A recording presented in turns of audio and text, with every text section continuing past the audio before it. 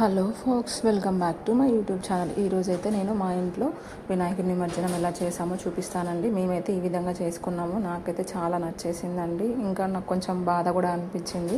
ఎందుకంటే నాకు చిన్నప్పటి నుంచి వినాయకుడి నిమజ్జనం చేసేటప్పుడు నాకు ఎందుకో కొంచెం సాడ్ అనిపిస్తుంది. అలాగే నాకు చాలా చాలా బాధ అనిపించింది. ఇన్ని రోజులు పూజలు చేసి డైలీ ఉన్నాం, అలా చేసుకుంటూ వెళ్ళాం కదండి. నాకు అందుకే సడన్గా ఇంకా వినాయకుడిని నిమజ్జనం చేసే రోజు నాకు చాలా అంటే చాలా బాధ అనిపించింది. మీకు కూడా అనిపిస్తే నాకు కమెంట్ చేయండి. అలాగే నా ఛానల్ని సబ్స్క్రైబ్ చేసుకోండి, లైక్ చేయండి, షేర్ చేయండి మర్చిపోకుండా.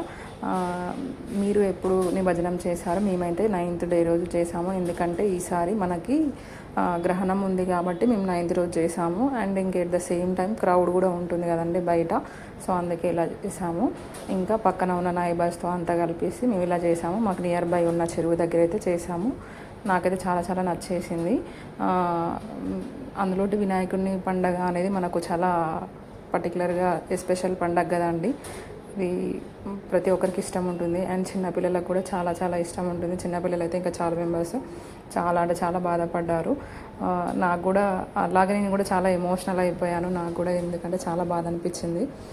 ఇలా అయితే మేము నిమజ్జనం చేసాము, చూసేయండి.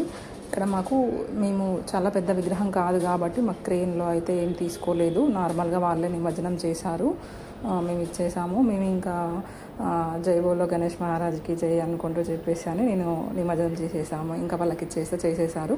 నాకు ఆ వినాయకుడిని అలా పంపించేస్తుంటే నాకైతే చాలా అంటే చాలా బాధ అనిపించింది. నేను చిన్నప్పుడు కూడా చాలా ఏడుస్తుండేది ఇలా నిమజ్జనం చేస్తున్నప్పుడు. కానీ ఏం చేస్తాము, మళ్ళీ మనం ఒక సంవత్సరం వరకు వేచి చూడాల్సి ఉంటుంది వినాయకుడి కోసము. మళ్ళీ మన కోసం మన ముజ్జగనపై వస్తుంటాడు, మన కోరికలను తీర్చేస్తుంటాడండి. నేనైతే నమ్ముతాను, మీరు కూడా నమ్ముతారని అనుకుంటున్నాను. Thank you so much for watching my video. And finally నేనైతే ఈ అవుట్ఫిట్ వేసుకున్నాను. ఇలా అయితే రెడీ అయిపోయాను.